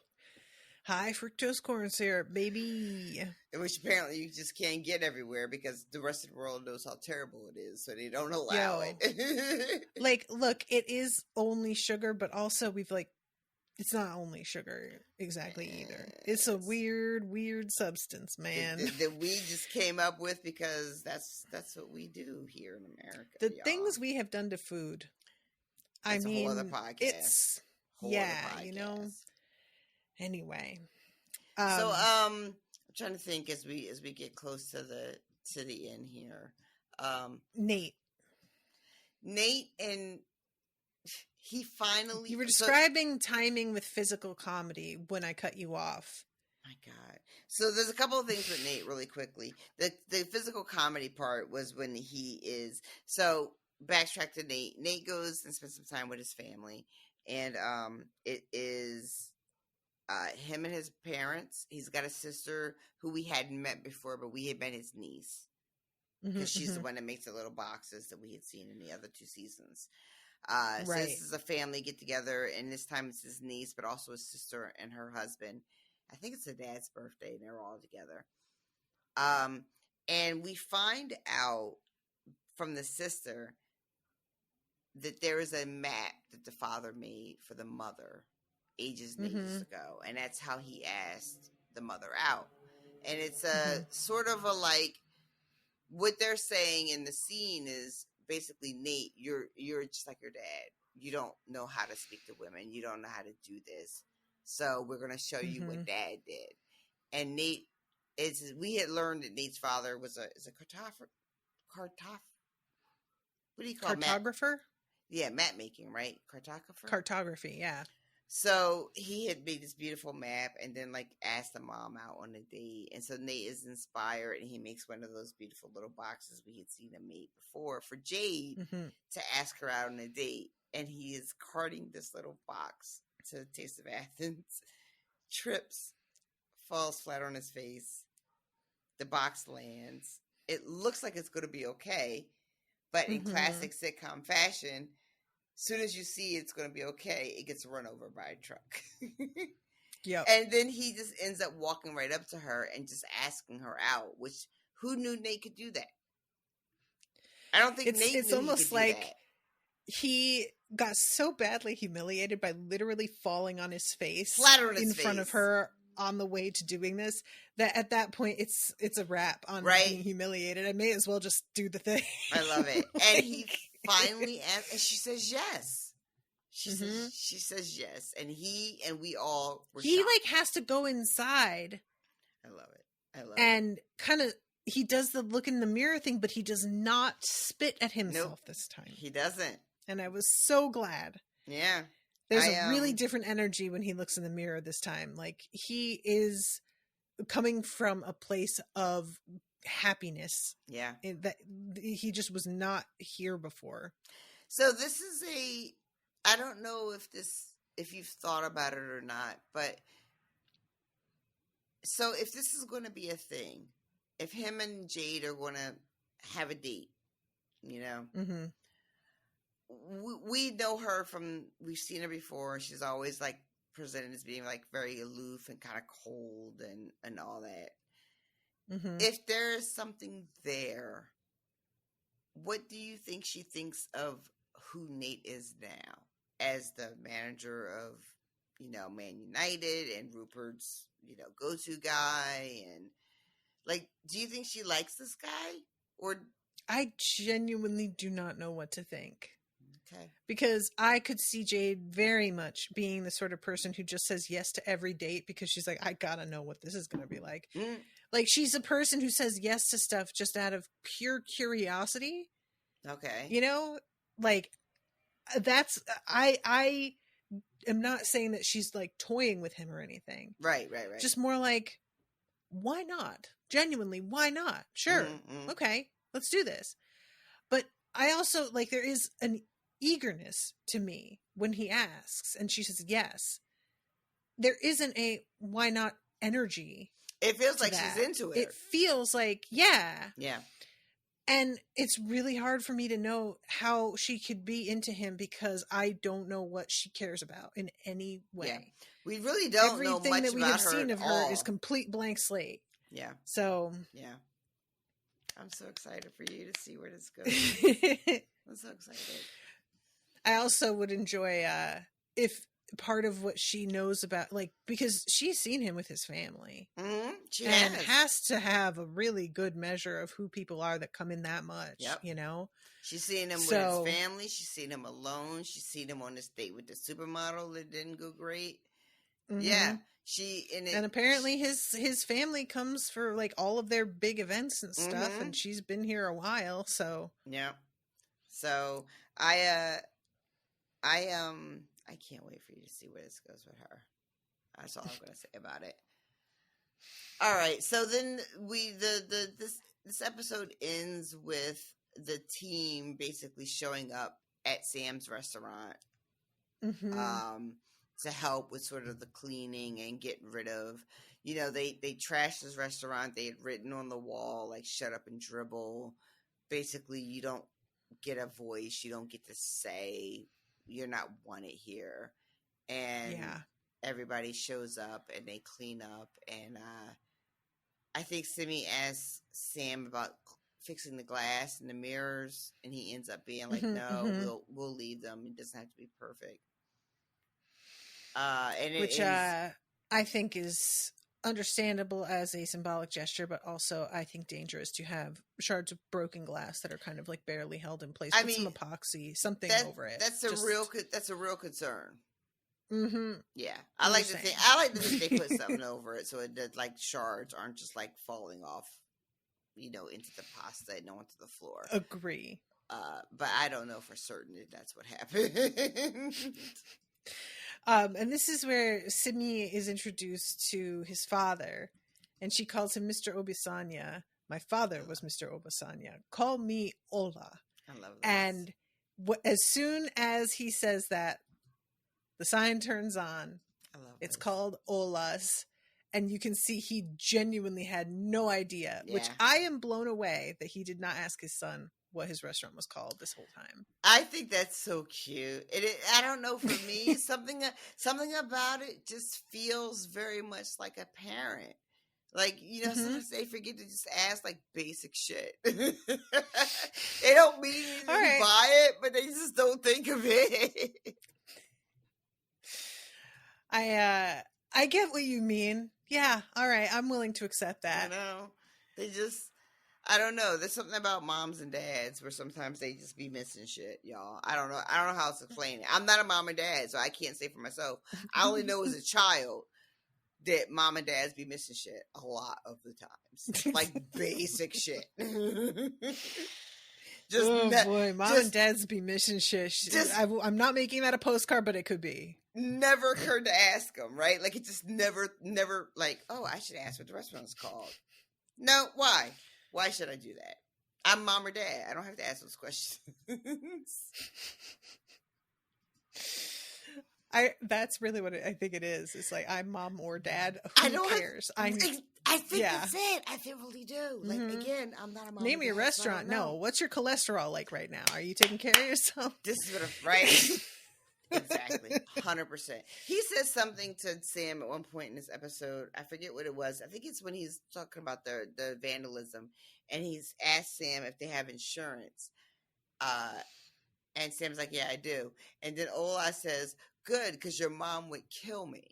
It's like the only time mom is mentioned in this episode, but it's a very specific moment. It's, do you have insurance? Because if you didn't, your mom would blame me for that. And that just tracks.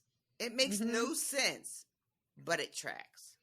Can't explain it. Well, they clearly have a close relationship, so she'd be like, you should have had this conversation with him. This is right. It's your fault he doesn't have insurance. If you were a better dad, you would have told him how important insurance was to get. It is your fault he doesn't have it. Completely tracks.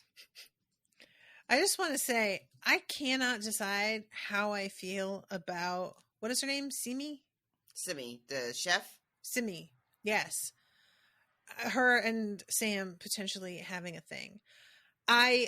She's gorgeous, and they definitely have some chemistry, but it's not quite that kind of chemistry to me. It feels very brother-sistery to me. It does, you know? And I feel like the reaction his father had to her. Oh, I forgot. Our Crowdcast ended. We didn't even get to say goodbye. Totally lost track. But I think the reaction Sam's dad has points to him thinking this is definitely like a romantic thing. Mm-hmm. He had that sort of knowing look go on when Mm-hmm. he gets introduced to her, and I just felt like he was hinting in his behavior a little bit, you know. I don't know, maybe I'm reading into that, but would you like to see them as a couple? Is it something you're invested in, or is it just like whatever either way? It's such a difficult thing because I really do want him and Rebecca. Yeah. I really do. Yeah. But I just don't like the ethics of it. It's like if we were in a totally different situation, I feel like amazing. But everything as it currently stands, it feels really weird. Yeah. I think I don't know. Yeah. Yeah. I love that the show gave us room to decide how we would feel about that relationship, right? When Sam and Rebecca were introduced, you know, we had like concerns about the power dynamic, about the age, you know, but then we also, the chemistry was like off the charts, and we really loved seeing them together. It was insane, right? And I really liked that the show gave us space to try to figure out like what we really wanted there. And I feel like, because the way that the relationship ended between the two of them on the show was very much like no hard feelings, right? So it was like, this would have been awesome if the circumstances had been better, you know? And sometimes that's just how that shit works in real life. Like sometimes it's true. The timing and the circumstances just don't fucking match up, no matter how awesome it really would have been, you know? And I love that they just sort of like left it there for us, you know? Yeah. Like, he's not a bad guy, she's not a bad guy. It just wasn't like synced up. Meant to be. And just kind of like, like, oh, it sucks because that would have been great. But not meant to be. Yeah. I loved everything with Sam and his dad in the kitchen cooking too. Like, yes. I love that. Yeah, at the very end. Yeah, that was great.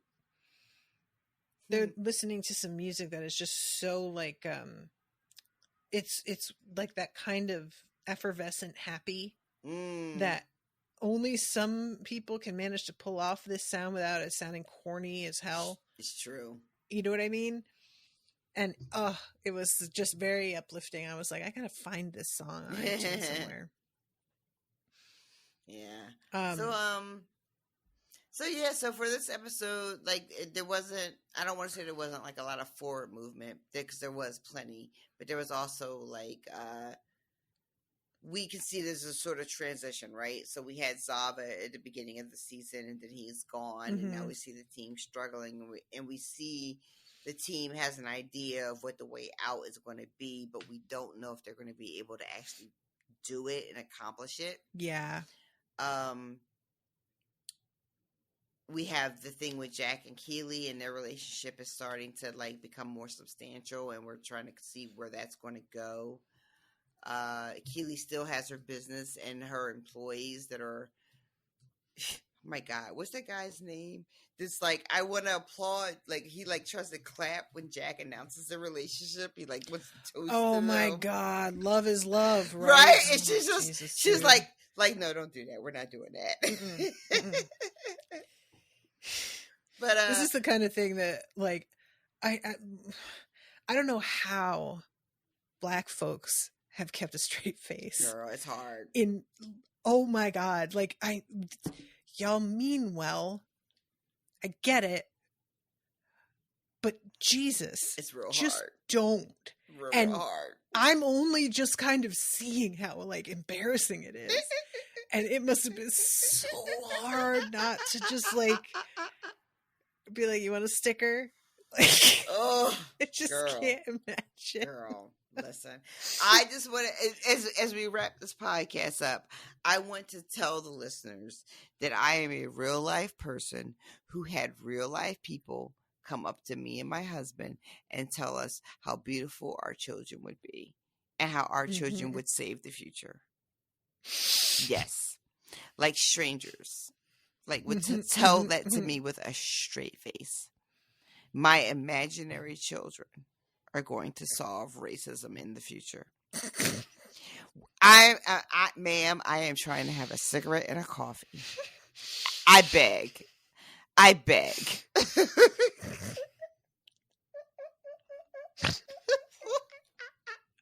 Yes. And it used to happen because I had commented this somewhere on Facebook in the last couple of days.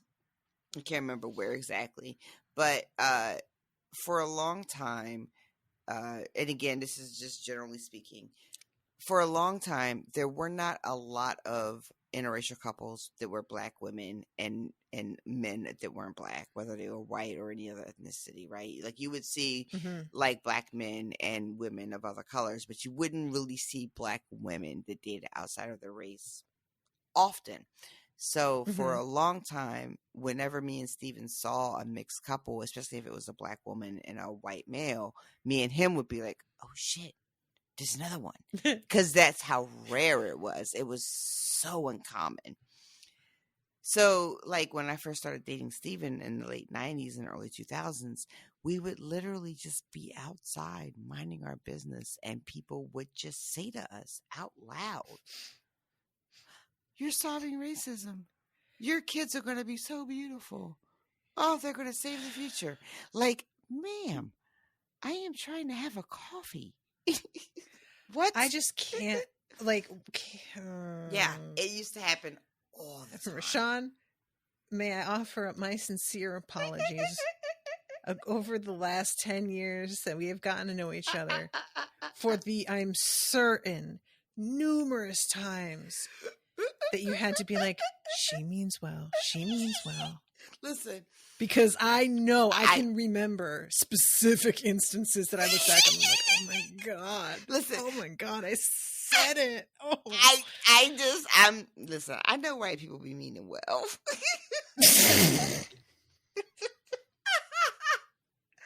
That is the burden my mother gave me from when I was very, very little. Girl, white people, they be meaning well. That's like that's legit something my mother said to me. That's the bless your heart of Black people. Yep.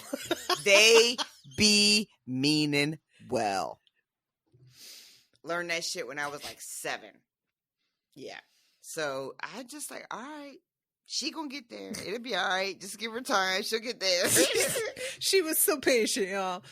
Not everybody in my life was that patient, and I can't say that I blame. Look at you now. Look at you now. I feel like I was right. This is why I am so embarrassed at how impatient I am with other people, because you extended such patience to me, and now anybody who isn't already like ready to burn down police stations, I'm just like, I don't have any time for you. I need to take a lesson here, and I'm not taking it. What did we start this whole night with? Like going to therapy and like things you need to know that you got to do, but you don't be doing it. Yep. Take a lesson.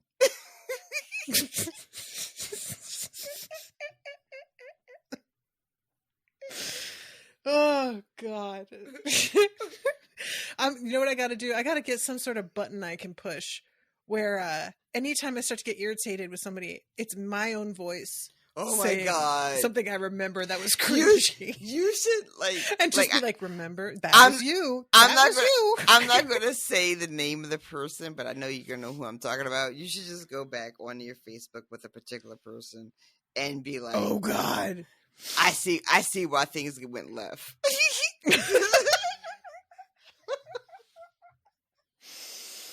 Because God. not everybody approaches life with white people be meaning well.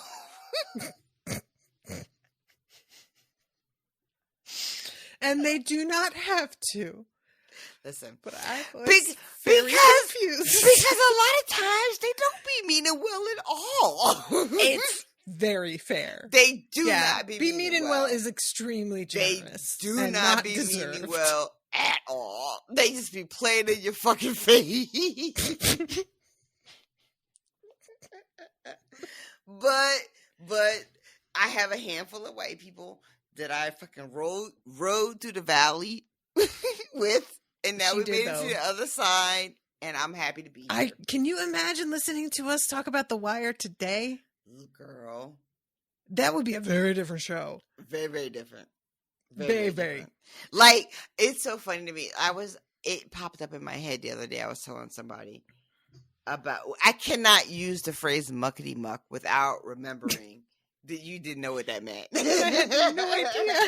I thought you were just straight up just like misspeaking. Having a stroke. Yep. But anyway. I could swear that there was one additional thing, but we don't really get much of Rebecca except for her. She does have like a little bit more of a convo with Keely that we focused mainly on her advice regarding Jack, Right. but just about her, like, as Her she puts it, experience with stealing Rupert. you away. Yeah. I love the thing she talks about that as well. She tells Keely that when she first started dating Rupert, he spent so much money on flowers that his florist was able to buy a castle. Which is like such a ridiculous like sentence to say out loud. But yeah, she like qualifies the location of the castle. She's like, but it's like, well, but you know, it's still a castle. Still a castle.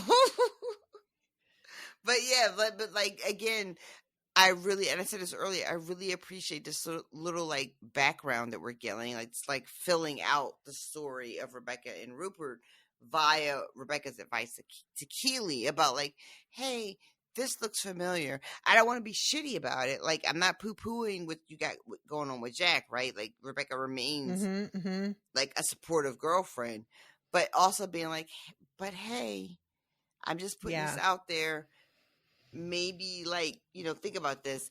And Keely takes that advice and tells Jack, I need to also be able to do things for you. This relationship can't just be you sweeping me off my feet. And when Keely has that sort of, I don't want to call it confrontation, but when she says that, Jack makes this whole, like, I just got you something. And Keely's like, I don't want anything, blah, blah, blah, blah. And then, like, the joke is, oh, I just ordered you a croissant. But then Keely bites into the croissant, and there's, like, a fucking giant platinum ring or something, like, buried in the croissant. Because Jack can't just get a croissant. Right? That's telling us something about Jack in that moment as well.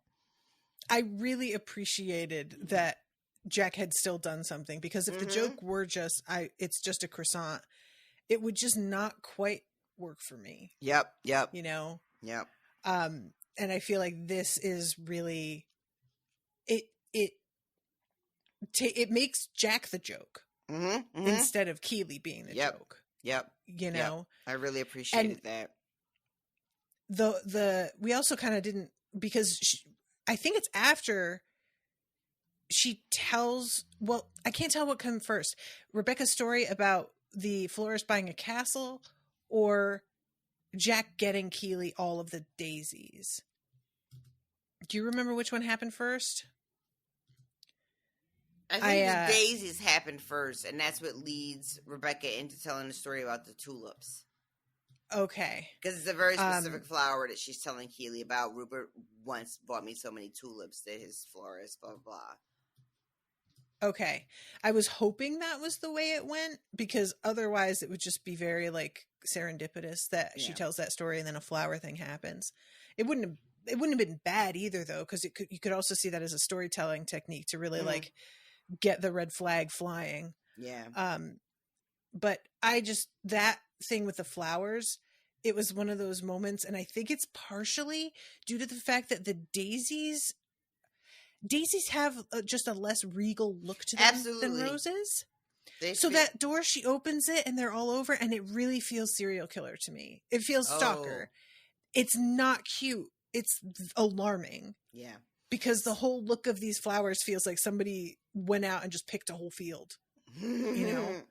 And I love very to use obsessive. the word alarming and obsessive there, because I think, and I don't know if this is fair, but when I was watching this season for the first time, there's something, I think, and this could be my very own bias and maybe the bias of a lot of the audience, where we sort of let our guard down when it's like two women, because Yes. we are instinctively as women on guard with men because of our real life experience.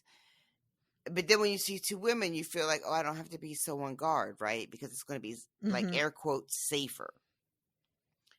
And we don't know exactly in some respects, perhaps, right? Like we don't know where Keely and Jack's relationship is going, but I feel like there's something about the idea of it being two women where, as a watcher, as an audience person, you feel like, oh, well, it's not that threatening. Like, how bad could it be? You know, how dangerous could it be? You know, or any of those type of red flags, air quotes, you know? Yes. Where we're not concerned for Keely's well-being or safety like we would be if it was like a Rupert insert, you know? Some like jet-setting Playboy heir, you know what I mean, of $1 billion family fortune. We would all have like a guard up, be like, oh my God, watch out for this guy. But because it's two women, we're like, oh no, it'll be fine. You know, it's safe. But the show is kind of saying, are you though? Maybe you want to pay attention. I really kind of enjoy that. It feels like the show is being like, it's the money. The money is what you have to worry about. Like that can fuck your whole perception of everything up and power dynamics up. Like it's she's a woman, but she's rich, and that is something to be aware of. I love Keely being like, when she's so that fucking scene with her and Jack where she's like, she keeps pressing the button to like do the privacy screen in her office. Oh my God. And she gets like stuck in that really weird loop where she just keeps turning it on and off and on and off and on and off, and she can't stop herself. Because she doesn't know what to do. And this is like, I think Stacy in the chat before it closed, sorry Stacy, described the way that Jack was acting here as like marking her territory with deciding to like go out there and say that they're in a relationship and everything. And I really like that description because in my opinion, she had not gotten a clear enough okay from Keely to do that before she went out there and did this. And it's then also her relationship, and you didn't even ask if she wanted to be public. And then we Keely tells Jack right before Jack makes the announcement that Keely says, I don't think I'm equipped to have like a secret office romance. I don't think I have it in me. I'm so used to being open with everything about my entire life. I don't know how to have a secret relationship. So that's what Keely says. And then Jack's response to Keely saying that is, it doesn't have to be secret. And watch me go tell everybody everything that's happening. And then Keely's reaction to when she's telling Rebecca is like how hot and sexy it was that she did that. But you're right. Jack takes Keely saying, I don't think I can manage a secret relationship. And she doesn't say, well, what do you want to do? You know, she just hears if it's not secret, then it's fine. Yeah. And so I will do that. Yep. And in the moment, again, I've never been wooed in this way. I really wish I had been. But I can see how you would sit in a corner and watch that and be like, oh shit, yeah, this is everything I want. You know? Beautiful, sexy, hot, rich, in charge, telling the world that you're with me because I'm the shit, and like what I would love. I'm pretty serious about it. Like, it feels like being desired in such a strong way that somebody feels this territorial about you. Feels really good. It's very heady. You know, like everyone wants to feel that way. Everybody, like we talk about marking That's why territory. There's so much fantasy out there with like dudes who are 100%. Questionable RE. 100%. A lot of things. 100%. Agreed. Well, all right. I don't know if we covered everything. I'm sure there are things we forgot, we missed, but you know, we do what we can. Yeah, the only thing that I want to mention is like eventually when she says, I need to be able to do some things for you too. It feels like she's heard, I think, but it's so hard for me to tell how much of this is real. Yeah. Because I just don't trust Jack. That's where I'm coming down on this. And her being like, I know I've been coming on too strong. I've been overdoing it, moving too fast. Mm-hmm. It's not exactly what she said. Nope. And it's not like, it feels like almost she was one step away from making a like lesbian joke with the U-Haul kind of thing. Yeah, I'll be moving in with you by tomorrow, right? We'll be living together. Yeah. Yeah. And it's like, no, that's not what she was concerned about. And it feels like she says the right thing in the moment, but she's minimizing it. Doesn't feel like in a way that really feels dishonest. I guess we'll have to see, like, what Yeah. happens with them. But I know exactly what you mean about the way that Jack responds to what Keely is saying. It feels almost, what is that expression? Like she's placating Keely, you know? Oh, yeah, yes. I'm doing the thing that, you know, I'll try not to do it anymore. Or like I can't help it's myself. Almost self-deprecating. Mm-hmm. Like, I just care about you so much. I know I can't, you know, like, I don't know. I don't like her. Yeah. I don't like her. Yeah, At first I liked her. You heard it here, folks. I don't like her. Got her eye. You know what it is? Like, I just don't trust rich people. I mean, that's fair. They don't deserve to be trusted. So, we'll see. I mean, we trust Rebecca. Anybody who could just say I'm rich enough to get away with murder and be like dead ass serious when they say it. She's so serious. It was very serious.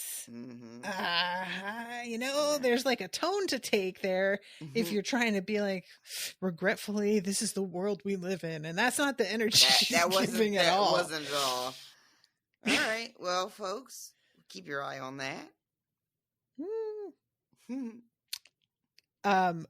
I feel like I am going to next week be like, I can't believe we didn't talk about it. I know. It happens every week. I don't remember. So what can you do? We're like overtime here. And I really have to go to the bathroom. So let's wrap this Let me just say hi to my one new patron in 3 weeks. Oh my God. Andrew Gerston. Hi, Andrew. Welcome.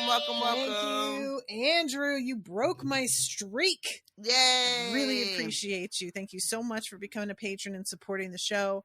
That was the longest streak in the history of me being on Patreon. I think without a new patron. Yeah. So, Andrew, appreciate you being the streak breaker, bud. Good. What do they say? Good game. Good game at the end. And everybody, I am, you know what? No, I was going to do like a little plug for other things. RoShawn has to pee. We're not doing it. So bad. So bad. I can hear it.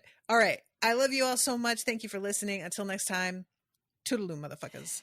Bye, guys. No,